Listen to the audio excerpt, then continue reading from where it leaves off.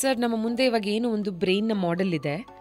Firstly human brain ಇಷ್ಟೇ ದೊಡ್ಡದಿದೆಯಾ is my first question. And ಅದಾದಮೇಲೆ ಸೀಜರ್ಸ್ ಬಗ್ಗೆ ನಾವು ಮಾತಾಡ್ತಾ ಇರೋದ್ರಿಂದ ಮೆದುಳಿನ ಯಾವ ಭಾಗ ಎಫೆಕ್ಟ್ ಆದಾಗ ಸೀಜರ್ಸ್ ಕಾಣಿಸ್ಕೊಳ್ಳುತ್ತೆ ಅಂತ if you can please explain. ಪರವಾಗಿಲ್ಲ ತಕ್ಕೊಡಿ. ಇಷ್ಟೇ ತೂಕ ಇರತ್ತಾ, ಇಷ್ಟೇ ದೊಡ್ಡದಿರತ್ತಾ? ಹಾಂ, ಏನಂತಂದರೆ ಅಂದಾಜಾಗಿ ಒಬ್ಬ ಅಡಲ್ಟ್ ಮ್ಯಾನ್ ಅಥವಾ ವುಮನ್, ಓಕೆ ಫೇರ್ ಎನಫ್, ಇಬ್ಬರಿಗೂ ಒಂದು ಅಂದಾಜಲ್ಲಿ ಇಷ್ಟೇ ದಪ್ಪ ಇರುತ್ತೆ ಮೆದುಳು. ಚಿಕ್ಕ ಮಕ್ಕಳಲ್ಲಿ ಸಣ್ಣ ಇರುತ್ತೆ, ವಯಸ್ಸಾಗ್ತಾ ಮೆದುಳಿನ ಒಂದು ಪ್ರಮಾಣ ಏನಿದೆ ಕಮ್ಮಿ ಆಗ್ತಾ ಬರುತ್ತೆ, ಮೆದುಳು ಶ್ರಿಂಕ್ ಆಗುತ್ತೆ. ಒಂದು 20ರಿಂದ 45-50 ವಯಸ್ಸಿನವರೆಗೂ ಮೆದುಳು ಒಂದು ಹಂತಕ್ಕೆ ಇಷ್ಟೇ ದಪ್ಪ ಇರುತ್ತೆ. ಆಯಿತಾ? ಈ ನೀವು ತೆಕ್ಕೊಟ್ಟಿದ್ದು ಇದೆಯಲ್ಲ, ಇಡೀ ಪ್ರಾಣಿ ಸಂಕುಲದ ಅತ್ಯಂತ ವಿಕಸಿತವಾದ ಅಂಗ. ಮನುಷ್ಯನನ್ನು ಮನುಷ್ಯ ಮಾಡೋದು ಇದು. ಇದಿದ್ರೇ ಎಲ್ಲ ಕೆಲಸ. ಇಡೀ ದೇಹನ ಇದಿಷ್ಟೇ ಕೂತು ನಿಯಂತ್ರಣ ಮಾಡುತ್ತೆ. ನೋಡೋಕ್ಕಷ್ಟು ಸುಲಭ, ನೋಡೋಕೆ ಹಿಂಗೆ ಇರೋದು ಅಂತಾದರೂ ಇದ್ರ ಕೆಲಸ ಎಷ್ಟು ವಾಸ್ಟ್ ಅಂತಂದರೆ ನಾವು ನಮಗೆ ಯೋಚನೆಯನ್ನು ಕೂಡ ಮಾಡೋಕ್ಕಾಗಲ್ಲ. ಅಂಥ ಒಂದು ಅದ್ಭುತವಾದಂಗ, ಪ್ರಕೃತಿಯ ಅತ್ಯಂತ ಅದ್ಭುತವಾದ ಒಂದು ಇನ್ವೆನ್ಷನ್ ಇದು. ಬೇರೆ ಯಾವ ಪ್ರಾಣಿಗೂ ಇಲ್ಲ ಇದು. It is only for us. ತೂಕ ಎಷ್ಟಿರುತ್ತೆ ಸರ್? ದೇಹದ ತೂಕದ ಮೇಲೆ ನಿರ್ಭರ ಆಗುತ್ತೆ. ಹೌದಾ? ಓಕೆ. ದೇಹದ ತೂಕದ ರಫ್ ಆಗಿ ದೇಹದ ತೂಕದ 2-3% ಅಷ್ಟೇ. ಮೈ ಗಾಡ್. ಆಯಿತಾ? ಅಂದ್ರೆ ಒಂದು 1.5 kg-ಯಿಂದ 2 kg ಮೆದುಳಿನ ಭಾರ. ಇನ್ನೊಂದು ಅದ್ಭುತ ಏನು ಅಂತಂದರೆ, ತಲೆ ಒಳಗಡೆ ಒಂದು 2-2.5 kg ಭಾರ ಇದ್ರೂ ಇದು ನಮ್ಮ ತಲೆ ಬುರುಡೆ ಒಳಗಡೆ ನೀರಿನಲ್ಲಿ ತೇಲ್ತಿರುತ್ತೆ. ಸೊ ಮೆದುಳಿನ ಸುತ್ತ ಸೆರಿಬ್ರೋಸ್ಪೈನಲ್ ಫ್ಲೂಯಿಡ್ ಅಂತ ಹೇಳಿ ನೀರಿರುತ್ತೆ, ಒಂದು ಸಣ್ಣ ನೀರಿನ ಪದರ. ಸೊ ನೀವು ನೋಡಿರ್ತೀರ, ನೀರಿಗೆ ಇಳಿದಾಗ ನಿಮ್ಮ ದೇಹದ ತೂಕ ಕಮ್ಮಿ ಆದಂಗೆ ಅನ್ಸುತ್ತೆ ನಿಮಗೆ. It's called buoyancy. Same thing, ಮೆದುಳಿನ ಒಳಗಡೆ ಇದು ನೀರಲ್ಲಿ ಮೆತ್ತಗೆ ತೇಲ್ತಿರುತ್ತೆ. ಸೊ ಹಾಗಾಗಿ ಅದ್ರ ಭಾರ ಫೀಲ್ ಆಗಲ್ಲ, ಅದರ ಕೆಲಸಕ್ಕೆ ಅದು ಸುಲಭ. ಸೊ ಅದಕ್ಕೆ ಹೇಳಿದ್ದು, ಇದಕ್ಕಿರೋಷ್ಟು ವ್ಯವಸ್ಥೆ ಏನಿದೆ, ಇದು ದೇಹ ಇದಕ್ಕೆ ಮಾಡಿಕೊಟ್ಟಿರೋಷ್ಟು ಸೌಕರ್ಯ ಏನಿದೆ, ಅದೇ ಅದರ ಇಂಪಾರ್ಟೆನ್ಸನ್ನು ಹೇಳುತ್ತೆ. ಇಡೀ ಮಿದುಳು ಒಂದು ತಲೆಬುರುಡೆ ಒಳಗಿದೆ, it's safely protected by natural helmet. ಅದು ತಲೆಬುರುಡೆ ಒಳಗಡೆ ಇದೆ, ನೀರಲ್ಲಿ ತೇಲ್ತಿರುತ್ತೆ. ಯಾವುದೇ ಕಾಲದಲ್ಲೂ ಸದಾ ಸರ್ವದಾ ನಾ ಹೇಳಿದ ಹಾಗೆ ಒಂದು ಕನಿಷ್ಠ ಪ್ರಮಾಣದ ರಕ್ತ ಹೋಗ್ತಾನೆ ಇರುತ್ತೆ ಇದಕ್ಕೆ. ಹೋಗಲೇಬೇಕು, ಅದು ನಿಲ್ಬೇಕಂತಂದರೆ. ಸೊ ಅದಕ್ಕೆ ಪ್ರಾಮುಖ್ಯತೆ ಇದೆ. ಎಷ್ಟೋ ಕನಿಷ್ಠ ಪ್ರಮಾಣದ ಗ್ಲೂಕೋಸ್ ಬೇಕು ಇದು ಕೆಲಸ ಮಾಡೋದಕ್ಕೆ, ಅದು ಹೋಗೇ ಹೋಗುತ್ತೆ. ಸೊ ಹಾಗಾಗಿ ತುಂಬ ಚೆನ್ನಾಗಿ ನೋಡ್ಕೊಳ್ಳುತ್ತೆ ನಮ್ಮ ದೇಹ ಇದನ್ನು, ಯಾಕೆಂತಂದರೆ ಅದ್ರ ಕೆಲಸ ಅಷ್ಟು. ಸರ್, ಇನ್ಫ್ಯಾಕ್ಟ್ ನೋಡಿ, ಹಾರ್ಟ್ ಅಟ್ಯಾಕ್ ಆದಾಗ ಬದುಕುಳಿಯೋ ಚಾನ್ಸಸ್ ಇರುತ್ತೆ. ಕಾರ್ಡಿಯಾಕ್ ಅರೆಸ್ಟ್ ಆದಾಗ CPR ಮಾಡಿ ಬದುಕಿ ಉಳಿಸಬಹುದು ನಾವು, ಅದಕ್ಕೂ ಅವಕಾಶ ಇದೆ. ಆದರೆ ಒನ್ಸ್ ಬ್ರೈನ್ ಡೆಡ್ ಆದರೆ, ಬ್ರೈನ್ ವೆಜಿಟಬಲ್ ಸ್ಟೇಟ್ಗೆ ಹೋದರೆ, it is irreversible. So that it self shows ಎಷ್ಟು ಇಂಪಾರ್ಟೆಂಟ್ ಈ ಒಂದು ಅಂಗ ಅಂತ. ಯಾಕೆಂದರೆ ಹಾರ್ಟನ್ನು ಕೂಡ ಬ್ರೈನೇ ಕಂಟ್ರೋಲ್ ಮಾಡೋದು. ಒಂದು ಹಾರ್ಟು ಎಷ್ಟು ಫಾಸ್ಟಾಗಿ ಹೊಡಿಬೇಕು, ಅಥವಾ ಲಂಗ್ಸ್ ಬ್ರೀದ್ ಮಾಡೋದಕ್ಕೆ, ಉಸಿರಾಡೋದಕ್ಕೆ ಯಾವ ರೀತಿ ಮಾಡಬೇಕು, ರಕ್ತನಾಳಗಳು ಯಾವ ರೀತಿ ಕೆಲಸ ಮಾಡಬೇಕು, ಎಲ್ಲದರ ಇದು ಕೆಲಸ ಇದೊಂದಿರದೆ. ಇದಿದ್ರೇ ಮುಂದೆಲ್ಲ, ಇದಿಲ್ಲ ಅಂದರೆ ಇಬ್ಬರು ಯಾವುದಿಲ್ಲ. ಸೊ ಬ್ರಾಡಾಗಿ ನೋಡಬೇಕಿತ್ತು ಅಂತಂದರೆ, ನಾವು ಈ ಒಂದು ಮಿಡಲ್ನಲ್ಲಿ ನಾವು ಪಾರಿಭಾಷಿಕವಾಗಿ ನೋಡಬೇಕು ಅಂತಂದರೆ 4 ಲೋಬ್ ಇದೆ ಅಂತ ಹೇಳ್ತೀವಿ. ಇನ್ನೂ ಜಾಸ್ತಿ ಲೋಬ್ಗಳಿದೆ, ಅದು medical terms. But anyway, frontal lobe ಅಂತ ಹೇಳಿ ಮುಂದ್ಗಡೆ ಈ ಭಾಗ ಏನಿದೆ ಇದನ್ನು ಫ್ರಾಂಟಲ್ ಲೋಬ್ ಅಂತ ಕರಿತೀವಿ. ಮೋಸ್ಟ್ ಇಂಪಾರ್ಟೆಂಟ್ ಏನಂತಂದರೆ, ಮಿದುಳಿಗೆ 2 ಭಾಗ. ನಮ್ಮ ಮಿದುಳು ಏನಿದೆ 2, right brain and left brain. ಎಲ್ರಿಗೂ ಅಷ್ಟೇ 2 brain, right brain and left brain. ಅರ್ಥ ಆಯ್ತಾ? ಇದರಲ್ಲೊಂದು ಕಾಮನ್ ಆಗಿ ಕೇಳ್ತಾರೆ, ನಾನು ಲೆಫ್ಟ್ ಹ್ಯಾಂಡೆಡ್ ಆಗಿತ್ತು ಅಂತಂದರೆ ನನ್ನ ಯಾವ ಬ್ರೈನ್ ವರ್ಕ್ ಆಗ್ತಾ ಇದೆ, ರೈಟ್ ಹ್ಯಾಂಡೆಡ್ ಆಗಿತ್ತು ಅಂತಂದರೆ ಯಾವ ಬ್ರೈನ್ ವರ್ಕ್ ಆಗ್ತಾ ಇದೆ ಅಂತ ಹೇಳಿ.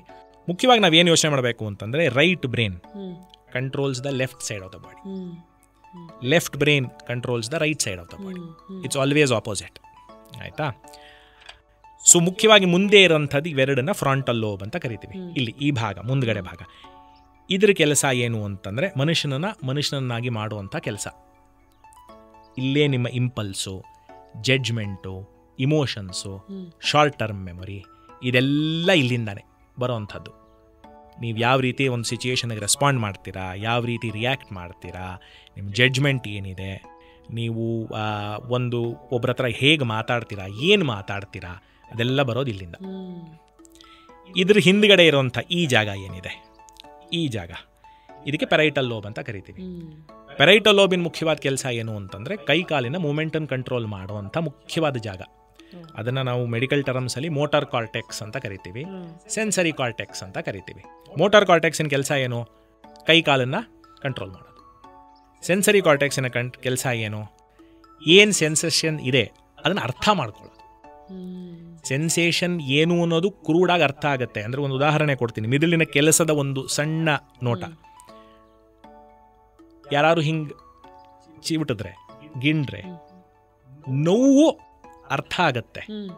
ಅದು ಮಿದುಳಿನ ಮೇಲ್ಭಾಗದಲ್ಲ, ಮಿದುಳಿನ ಕೆಳಭಾಗದಲ್ಲಿ.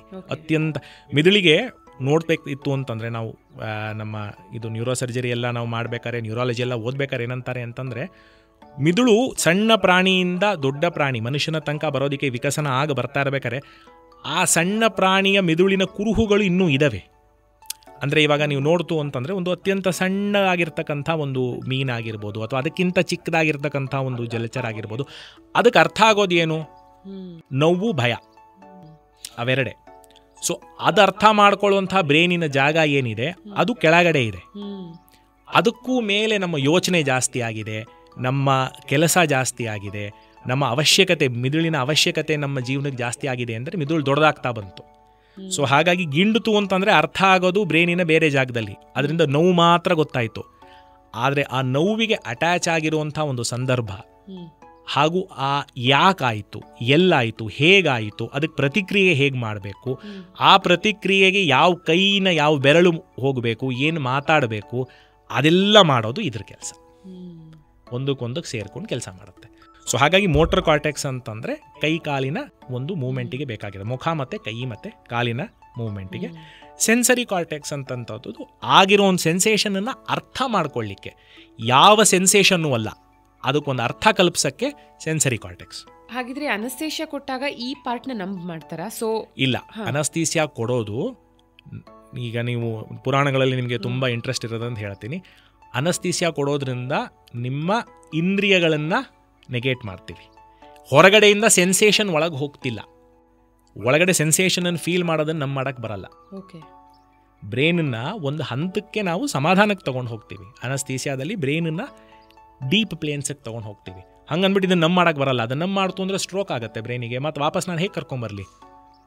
ಆ ರೀತಿ ಅಲ್ಲ, ಅಲ್ಲಿಗೆ ಹೋಗೋ ಸೆನ್ಸೇಷನನ್ನು ನಾನು ಕಟ್ ಮಾಡ್ತಾ ಇದ್ದೀನಿ, ಸೆನ್ಸೇಷನ್ ಅಲ್ಲಿಗೆ ಹೋಗದೆ ಇರೋ ಹಾಗೆ ನೋಡ್ಕೋತಾ ಇದ್ದೀನಿ. ಲೋಕಲ್ ಅನಸ್ತೇಷಿಯಾ ಕೊಡ್ತೀನಿ ನಿಮಗೆ, ಹಂಗಾದ್ರೆ ಬ್ರೈನ್ ಕೆಲಸ ಮಾಡ್ತಿಲ್ಲ ಅಂತನಾ? ಅದಕ್ಕೆ ಹೇಳಿದ್ದು, ಲೋಕಲ್ ಅನಸ್ತೇಷಿಯಾ ಕೊಟ್ಟಾಗ ನೋವು ಗೊತ್ತಾಗಲ್ಲ, ಬಟ್ ಬೇರೆ ಎಲ್ಲ ಚೆನ್ನಾಗಿ ಕೆಲಸ ಮಾಡ್ತಾ ಇರುತ್ತೆ. ಸೊ ಬ್ರೈನ್ ತನಕ ಹೋಗೋ ಅವಶ್ಯಕತೆನೇ ಇಲ್ಲ ನನಗೆ, ಹೊರಗಡೆ ಇರೋ ನರಕ್ಕೆ ನಾನು ಅದನ್ನು ಅನಸ್ತೇಷಿಯಾ ಕೊಟ್ಟರೆ ಸಾಕು. ಸೊ ಪೆರೈಟಲ್ ಲೋಬಿನ ಕೆಲಸ ಬಂದು ಮೋಟರ್ ಕಾರ್ಟೆಕ್ಸು ಮತ್ತು ಸೆನ್ಸರಿ ಕಾರ್ಟೆಕ್ಸು. ಇಲ್ಲಿ ಹಿಂದ್ಗಡೆ ಬ್ರೈನಿನ ಹಿಂಭಾಗ ಈ ಜಾಗ ಏನಿದೆ ಇದಕ್ಕೆ ಆಕ್ಸಿಪಿಟಲ್ ಕಾರ್ಟೆಕ್ಸ್ ಅಂತ ಕರಿತೀವಿ, ಆಕ್ಸಿಪಿಟಲ್ ಲೋಬ್ ಅಂತ ಕರಿತೀವಿ. ಈ ಭಾಗ ಇದು ನಮ್ಮ ಕಣ್ಣಿನ ದೃಷ್ಟಿಯನ್ನು ನಿಯಂತ್ರಣ ಮಾಡೋ ಜಾಗ. ನಿಯಂತ್ರಣ ಮಾಡೋ ಜಾಗ ಅನ್ನೋದು ತಪ್ಪು, ನಾವು ನೋಡೋದೇ ಇದರಿಂದ. ನಾವು ಹೋದ ಸಲ ಒಂದು ಎಪಿಸೋಡಲ್ಲಿ ನಿಮಗೆ ಹೇಳಿದ್ದೆ, ನೀವು ಈ ಬ್ರೈನನ್ನು ನೋಡ್ತಾ ಇದ್ದೀರಾ ಅಂದರೆ ಎಲ್ಲಿ ನೋಡ್ತಾ ಇದ್ದೀರಾ ಅಂತ. ನಿಮ್ಮ ಕಣ್ಣು ನೋಡ್ತಿಲ್ಲ ಇದನ್ನು, ಕಣ್ಣು ಬರೀ ಕಿಟಕಿ, ನೋಡ್ತಾ ಇರೋದು ಇದು. ನಿಮ್ಮ ನೋಟದ ಅರ್ಥ ಆಗ್ತಾ ಇರೋದು ಇಲ್ಲಿ. ಇದು ಬ್ರೇನು, ಇದು ಈ ಕಲರ್ ಇದೆ, ಇದಿಷ್ಟು ದಪ್ಪ ಇದೆ, ಇವ್ರು ಮಾತಾಡ್ತಾ ಇದ್ದಾರೆ, ಇದ್ರ ಬಗ್ಗೆ ಇದು ಹೇಳ್ತಾ ಇದ್ದಾರೆ, ಇದೆಲ್ಲ ಆಗ್ತಾ ಇರೋದು ಇಲ್ಲಿ. ಇದೆಲ್ಲ ಆಗ್ತಾ ಇರೋದು ಇಲ್ಲಿ. ನಾವು ಅನ್ಕೋತಾ ಇರೋದು ಕಣ್ಣು ನೋಡ್ತಾ ಇದೆ, ಕಣ್ಣು ನೋಡ್ತಾ ಇದೆ ಅಂತ ಹೇಳಿ. ಕಣ್ಣು ಕೇವಲ ಒಂದು ಕ್ಯಾಮ್ರಾ, ಅದೊಂದು ಕಿಟಕಿ. ಕಿಟಕಿಯಿಂದ ಬೆಳಕು ಬರ್ತಾ ಇದೆ, ಆ ಬೆಳಕನ್ನು ತಗೊಂಡು ಮಿದುಳಿಗೆ ತಲುಪಿಸೋ ಕೆಲಸ ಮಾತ್ರ ಕಣ್ಣೊಂದು. ಅದು ಏನೇ ಆಗಿರಲಿ, ಅದು ಹೇಗೆ ಇರಲಿ, ಅದನ್ನು ಅರ್ಥ ಮಾಡ್ಕೊಳ್ಳೋದು ಈ ಜಾಗ. ಇದಿಲ್ಲ ಅಂತಂದರೆ ನೀವೇನು ನೋಡಿದ್ರು ಅದೇನು ಅಂತ ಅರ್ಥ ಆಗಲ್ಲ, ಹೇಳಕ್ಕೆ ಬರಲ್ಲ ಅದೇನು ಅಂತ. ಸೊ ಹಾಗಾಗಿ ಕಣ್ಣಿಂದ ಬರ್ತಕ್ಕಂಥ ಏನು ಸಿಗ್ನಲ್ ಇದೆ ಅದನ್ನು ಅರ್ಥ ಮಾಡ್ಕೊಳ್ಳೋ ಜಾಗ ಇದು, ಆಕ್ಸಿಪಿಟಲ್ ಲೋಬ್ ಅಂತ ಹೇಳಿ. ಕೊನೆಯದಾಗಿ ನಾಲ್ಕನೇದಾಗಿರೋದು ಎರಡು ಪಕ್ಕದಲ್ಲಿರ್ತಕ್ಕಂಥ ಈ ಜಾಗಗಳು, ಇವೆರಡು, ಈ ಕಡೆ ಪಕ್ಕದಲ್ಲಿ ಹಾಗೂ ಈ ಕಡೆ ಪಕ್ಕದಲ್ಲಿ, ಇವೆರಡಕ್ಕೆ ಟೆಂಪೊರಲ್ ಲೋಬ್ಸ್ ಅಂತ ಕರಿತೀವಿ. ಈ ಜಾಗ ಕಿವಿಯ ಮೇಲ್ಭಾಗದ ಎರಡು ಜಾಗಗಳು. ಇದು ಮುಖ್ಯವಾಗಿ ಎರಡು ಕೆಲಸ ಮಾಡುತ್ತೆ. ಒಂದು, ಕಿವಿಯ ಸೆನ್ಸೇಷನ್, ಅದನ್ನು ಅರ್ಥ ಮಾಡ್ಕೊಳ್ಳೋ ಜಾಗ ಒಂದು. ಅಂದರೆ ಸೌಂಡ್ ಕೇಳೋದಲ್ಲ, ಸೌಂಡನ್ನು ಅರ್ಥ ಮಾಡ್ಕೊಳ್ಳೋದು. ನಾವು ಏನೇ ಮಾತಾಡ್ತು ಅಂತಂದ್ರೂ ಒಂದು ಪ್ರೈಮರಿ ಸೆನ್ಸೇಷನ್ನಿಗೆ ಒಂದು ಎಕ್ಸ್ಟ್ರಾ ಅರ್ಥ ಮಾಡ್ಕೊಳ್ಳೋ ಕೆಲಸ ಮಿದುಳಿಂದು. ಸೊ ಹಾಗಾಗಿ ಅದು ಕಿವಿಯ ಒಂದು. ಇದು ಎರಡನೇ ಅತಿ ಮುಖ್ಯವಾದ ಕೆಲಸ ಅಂತಂದರೆ ಲ್ಯಾಂಗ್ವೇಜ್. ಮನುಷ್ಯನ ಭಾಷೆ. ನೀವು ಮಾತಾಡ್ತೀರಾ, ನಿಮ್ಮ ವೊಕ್ಯಾಬ್ಯುಲರಿ, ನೀವು ಎಷ್ಟು ಚೆನ್ನಾಗಿ ಮಾತಾಡ್ತೀರಾ, ಎಷ್ಟು ಪದಗಳು ಗೊತ್ತು, ಯಾವ ಸಂದರ್ಭದಲ್ಲಿ ಏನು ಬಳಸಬೇಕು, ಹೇಗೆ ಅರ್ಥ ಮಾಡ್ಕೋಬೇಕು. ನೀವು ಮಾತಾಡಿದ್ದು ನನಗೆ ಕೇವಲ ಸೌಂಡಾಗಿ ಕೇಳುತ್ತೆ, ನನಗೆ ಭಾಷೆ ಅರ್ಥ ಆಗಲಿಲ್ಲ ಅಂತಂದರೆ ಇಟ್ಸ್ ಜಸ್ಟ್ ಎ ಸೌಂಡ್. ಭಾಷೆನ ಅರ್ಥ ಮಾಡ್ಕೊಳ್ಳೋ ಜಾಗ ಇದು. ಸೊ ದಟ್ ಈಸ್ ದ ಕೆಲಸ ಆಫ್ ಟೆಂಪೊರಲ್ ಲೋಬ್. ಸ್ವಲ್ಪ ಅಮೌಂಟ್ ಆಫ್ ಕ್ಯಾಲ್ಕುಲೇಷನ್ನು, ಸ್ವಲ್ಪ ಬರೆಯೋದು, ಡ್ರಾಯಿಂಗು, ಅದೆಲ್ಲ ಈ ಟೆಂಪೊರಲ್ಲು ಮತ್ತು ಪೆರೈಟಲ್ ಲೋಬ್ಗಳ ಮಧ್ಯದ ಆಟ. ಮಿಕ್ಕಿದ್ದಾಗಿ ಮೇಜರ್ ಆಗಿರ್ತಕ್ಕಂಥದ್ದು ಈ 4, ಒಂದು ಫ್ರಾಂಟಲ್ಲು, ಪೆರೈಟಲ್ಲು, ಟೆಂಪೊರಲ್ಲು, ಆಕ್ಸಿಪಿಟಲ್. ಆಯಿತಾ? ಮಿಕ್ಕಿದ್ದು ಸಾಕಷ್ಟು ಸಣ್ಣ ಸಣ್ಣ ಭಾಗಗಳಿದ್ದಾವೆ, ಬಟ್ ಅದರ ಬಗ್ಗೆ ತುಂಬ ಡೀಟೇಲಾಗಿ ಹೋಗೋದು ಬೇಡ. ಇನ್ನೊಂದೇನಂತಂದರೆ ಬ್ರೈನಿನ ಕೆಳಭಾಗದಲ್ಲಿ ನಾವು ನೋಡ್ತು ಅಂದರೆ ಈ ಬೆಳ್ಳಕ್ಕೆ ಕಾಣ್ತಾ ಇದೆಯಲ್ಲ, ಇದಕ್ಕೆ ಬ್ರೈನ್ ಸ್ಟೆಮ್ ಅಂತ ಕರಿತೀವಿ. ಇದೇ ನಮ್ಮ ದೇಹದ ನಿಯಂತ್ರಣ ಮಾಡೋಂಥ ಜಾಗ. ಬ್ರೀದಿಂಗ್ ಕಂಟ್ರೋಲ್ ಮಾಡುತ್ತೆ, ಹಾರ್ಟ್ ರೇಟ್ ಕಂಟ್ರೋಲ್ ಮಾಡುತ್ತೆ, ದೇಹದಲ್ಲಿರೋ ಹಾರ್ಮೋನ್ಸನ್ನು ಕಂಟ್ರೋಲ್ ಮಾಡುತ್ತೆ. ಎಲ್ಲ ಕೆಲಸನ ಕೋಆರ್ಡಿನೇಟ್ ಮಾಡುವಂಥ ಮೇನ್ ರಿಲೇ ಸೆಂಟರ್ ಇದು. ಹಾಗೂ ಬ್ರೈನಿಂದ ಮೇನ್ ಔಟ್ಪುಟ್ ಇದೇನೆ, ಚೀಫ್ ಆ್ಯಂಡ್ ಮೇನ್ ಔಟ್ಪುಟ್, ದೊಡ್ಡ ಕೇಬಲ್ ಅದು. ಸೊ ಈ ಜಾಗಕ್ಕೆ ಏಟು ಬಿದ್ದರೆ, ಈ ಜಾಗಕ್ಕೆ ತೊಂದರೆ ಆದರೆ ಆವಾಗ ನಾವು ಬ್ರೈನ್ ಸ್ಟೆಮ್ ಡಿಸ್ಫಂಕ್ಷನ್ ಅಥವಾ ಬ್ರೈನ್ ಸ್ಟೆಮ್ಮಿಗೆ ತೊಂದರೆ ಆಗಿದೆ ಅಂತಂದರೆ ತುಂಬ ಜಾಸ್ತಿ ತೊಂದರೆ ಆಗಿದೆ ಅಂತ ಹೇಳಿ, ತುಂಬ ಮುಖ್ಯವಾಗಿ ಸೂಕ್ಷ್ಮವಾದ ಜಾಗ. ಸೊ ಅದು ಬ್ರೈನ್ ಸ್ಟೆಮ್. ಸೊ ಮುಖ್ಯವಾಗಿ ನೋಡೋಂಗಿತ್ತು ಅಂತಂದರೆ frontal, parietal, occipital and temporal. ಆಯಿತಾ? ಈಗ ನಾವು ಮುಂಚೆನೇ ಹೇಳಿದ ಹಾಗೆ ಮಿದುಳಿನ ಯಾವ ಭಾಗದಿಂದ ತೊಂದರೆ ಆಗ್ತಾ ಇದೆ ಆ ಭಾಗದಲ್ಲಿ ತೊಂದರೆ ಕಂಡು ಬರುತ್ತೆ ಅಂತ. ಸೊ ಫಸ್ಟ್ ಆರಾ ತಗೊಂತು ಅಂತಂದರೆ, ಮೋಸ್ಟಾಗಿ ನಮಗೆ ಆರಾ ಕಂಡು ಬರೋದು ಎಲ್ಲಿ ಅಂತಂದರೆ ಟೆಂಪೊರಲ್ ಲೋಬಿಂದ ಬರುವಂಥ ಫಿಟ್ಸ್, ಟೆಂಪೊರಲ್ ಲೋಬಿಂದ ಉಂಟಾಗುವಂಥ ಒಂದು ತೊಂದರೆಗೆ ನಮಗೆ ಆರಾ ಜಾಸ್ತಿ ಕಂಡು ಬರುತ್ತೆ. ಯಾಕೆಂತಂದರೆ ಸೆನ್ಸೇಷನಿಗೆ ತುಂಬ ಹತ್ತಿರ ಇರುವಂಥ ಜಾಗ ಅದು. ಸೊ ಟೆಂಪೊರಲ್ ಲೋಬಿಂದ ಬರುವಂಥ ಒಂದು ಎಪಿಲೆಪ್ಸಿ ಏನಿದೆ ಅಥವಾ ಫಿಟ್ಸ್ ಏನಿದೆ, ಬರೋಕ್ಕೆ ಮುಂಚೆ ಏನಾಗುತ್ತೆ ಅಂತಂದರೆ ಏನೋ ಒಂದು ಕೆಟ್ಟದಾಗಿ ಸ್ಮೆಲ್ ಬರ್ತಾ ಇದೆ. ಅವ್ರಿಗೆ ಸ್ಮೆಲ್ ಹೇಳ್ಕೊಳಕ್ಕೆ ಗೊತ್ತಾಗಲ್ಲ, ಏನೋ ಒಂದು ಅನ್ಕಂಫರ್ಟಬಲ್ ಸ್ಮೆಲ್ ಬರ್ತಾ ಇದೆ, ಯಾವುದೋ ಒಂದೇನೋ ಸುಟ್ಟು ವಾಸನೆ ಥರ, ಆ ಥರ ಏನೋ ವಾಸನೆ ಬರ್ತಾ ಇದೆ ಅಂತಾರೆ. ಅಥವಾ ಏನು ಮಾಡ್ತಾರೆ, ಏನೋ ಹೊಟ್ಟೆಲಿ ಒಂಥರ ತೊಳಸುತ್ತೆ, ಏನೋ ಒಂಥರ ಹೊಟ್ಟೆನಲ್ಲಿ ಏನೋ ಒಂದು ತೊಂದರೆ ಹಾಗೆ ಹಿಂಗೆ ಮೇಲಕ್ಕೆ ಎದ್ದು ಬರಂಗೆ ಅನ್ಸ್ತದೆ, ತೇಗ್ ಬರೋ ಹಾಗೆ ಏನೋ ಎದ್ದು ಬರ್ತಾ ಇದೆ, ಒಂಥರ ಅನ್ಕಂಫರ್ಟಬಲ್ ಅಂತ ಅನ್ಸುತ್ತೆ ಡಾಕ್ಟ್ರೆ, ಅದಾದಮೇಲೆ ನನಗೆ ಫಿಟ್ ಬರುತ್ತೆ ಅಂತಾರೆ. ಅಥವಾ ಕೆಲವೊಂದ್ಸಲ ಭಯ ಆಗುತ್ತೆ, ತುಂಬ ಇದ್ದಕ್ಕಿದ್ದಂಗೆ ಏನಕ್ಕೆ ಅಂತ ಗೊತ್ತಿಲ್ಲ, ಭಯ ಆಗುತ್ತೆ ಡಾಕ್ಟ್ರೆ, ಎದೆ ಡಬಡಬಾ ಅಂತ ಹೊಡ್ಕೊಳ್ಳುತ್ತೆ, ಅದಾದಮೇಲೆ ಫಿಟ್ ಬರುತ್ತೆ ಅಂತಾರೆ.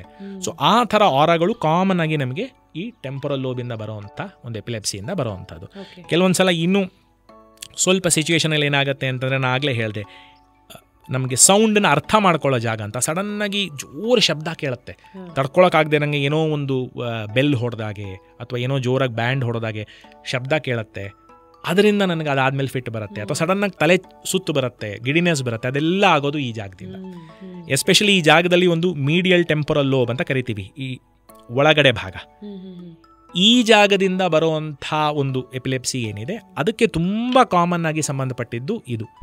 ಈ ಥರ ವಾಸನೆ ಬರೋದು, ಈ ಥರ ಅನ್ಕಂಫರ್ಟಬಲ್ ಆಗಿ ಫೀಲ್ ಮಾಡೋದು, ಅಥವಾ ತುಂಬ ಎದೆ ಹೊಡ್ಕೊಳ್ಳೋಂಗಾಗೋದು, ಇದೆಲ್ಲ ಆ ಜಾಗದಿಂದ ಬರುವಂಥ ಒಂದು ತೊಂದರೆ. ಎರಡನೇದಾಗಿ ಹಿಂದ್ಗಡೆ ಆಕ್ಸಿಪಿಟಲ್ ಲೋಬ್, ಇಲ್ಲಿಂದ ಬರೋವಂಥ ಒಂದು ಎಪಿಲೆಪ್ಸಿಗೆ ಏನಾಗುತ್ತೆ ಅಂತಂದರೆ ಕಣ್ಣಲ್ಲಿ ಫ್ಲ್ಯಾಶಸ್ ಬರುತ್ತೆ. ಏನೂ ಇರೋದಿಲ್ಲ, ನಾರ್ಮಲಾಗಿ ಕತ್ಲೆ ರೂಮಲ್ಲಿ ಇರುತ್ತೆ, ಇದ್ದಕ್ಕಿದ್ದಂಗೆ ಕಣ್ಣಲ್ಲಿ ಏನೋ ಅಲ್ಲಲ್ಲಲ್ಲಲ್ಲಿ ಬೆಳಕು ಹೊಡ್ಕೊಂಡಂಗೆ ಅನಿಸುತ್ತೆ, ಏನೋ ಒಂಥರ ನನಗೆ ಕಣ್ಣಲ್ಲಿ ನೋಡ್ಬೇಕಾದ್ರೆ ಬೇರೆ ಬೇರೆ ಬಣ್ಣ ಕಾಣುತ್ತೆ, ಅದಾಗ್ತಿದ್ದಂಗೆ ನನಗೆ ಫಿಟ್ಸ್ ಬರುತ್ತೆ ಅಂತಾರೆ. ಸೊ ಈ ಭಾಗದಿಂದ ಬರುವಂಥ ಆರಾಗಳಿಗೆ ಅದು ತುಂಬ ಸಾಮಾನ್ಯ.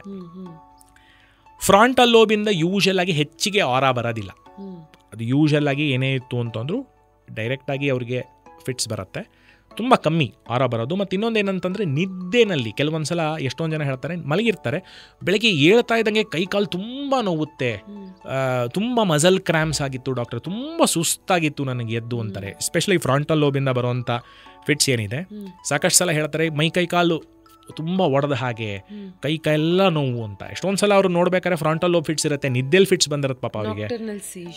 ಸೊ ಫಿಟ್ಸ್ ಅವ್ರಿಗೆ ಗೊತ್ತಿರಲ್ಲ ಬಂದಿದೆ ಅಂತ ಹೇಳಿ, ಎಷ್ಟೊಂದು ಸಲ ಬೆಡ್ ವೆಟ್ಟಿಂಗ್ ಆಗಿರುತ್ತೆ ಪಾಪ, ಗೊತ್ತಿರಲ್ಲ. ಬಟ್ ಅವ್ರಿಗಿರೋವಂಥದ್ದು ಫ್ರಾಂಟಲ್ ಲೋಬ್, ಅವ್ರು ನಿದ್ದೆಲಿ ಬಂದು ಹೋಗ್ಬಿಟ್ಟಿರುತ್ತೆ. ಸೊ ಆ ಥರ ಇರೋದು ಅಂತಂದರೆ ಫ್ರಾಂಟಲ್ ಲೋಬಿಂದ ಬರೋದು ಕ್ವೈಟ್ ಕಾಮನ್. ಲಾಸ್ಟಾಗಿ ಪೆರೈಟಲ್ ಲೋಬಿಂದ ಬರೋವಂಥದ್ದು ಏನು ಅಂತಂದರೆ ಕೈಕಾಲು ನಿಯಂತ್ರಣ ಮಾಡೋದು. ಸೊ ಹಾಗಾಗಿ ಇದ್ದಕ್ಕಿದ್ದಂಗೆ ಕೈ ಮಾತ್ರ ಹಿಂಗೆ ಶೇಕ್ ಆಗುತ್ತೆ ಸ್ವಲ್ಪ ಹೊತ್ತು, ಕಾಲು ಮಾತ್ರ ಶೇಕ್ ಆಗುತ್ತೆ, ಅದು ದೇಹದ ಒಂದು ಭಾಗ, ಒಂದು ಅರ್ಧ ಭಾಗ ಶೇಕ್ ಆಗುತ್ತೆ. ಅದರಿಂದ ಬರೋವಂಥದ್ದು ಪೆರೈಟಲ್ ಲೋಬಿಂದ ಬರುವಂಥ ಫಿಟ್ಸು. ಯಾಕೆಂದರೆ ಮೋಟರ್ ಕಾರ್ಟೆಕ್ಸ್ ಅಲ್ಲೇ ಇದೆ, ಕೈ ಕಾಲಿನ ನಿಯಂತ್ರಣ ಮಾಡೋ ಒಂದು ಅರ್ಧ ಭಾಗದ್ದು. ಸೊ ಹಾಗೆ ಬರುತ್ತೆ. ಸೊ ಯಾವ ಬ್ರೈನಿನ ಭಾಗದಿಂದ ನಿಮಗೆ ಅಬ್ನಾರ್ಮಲ್ ತೊಂದರೆ ಆಗ್ತಾ ಇದೆ, ಯಾವ ಬ್ರೈನಿನ ಭಾಗದಲ್ಲಿ ಕರೆಂಟು ಜಾಸ್ತಿ ಹರಿತಾ ಇದೆ, ಅಥವಾ ಯಾವ ಬ್ರೈನಿನ ಭಾಗದಲ್ಲಿ ಕೆಲಸ ಏರುಪೇರಾಗ್ತಾ ಇದೆ, ಅದರ ಪ್ರಕಾರ ಫಿಟ್ಸ್ ಬರುತ್ತೆ.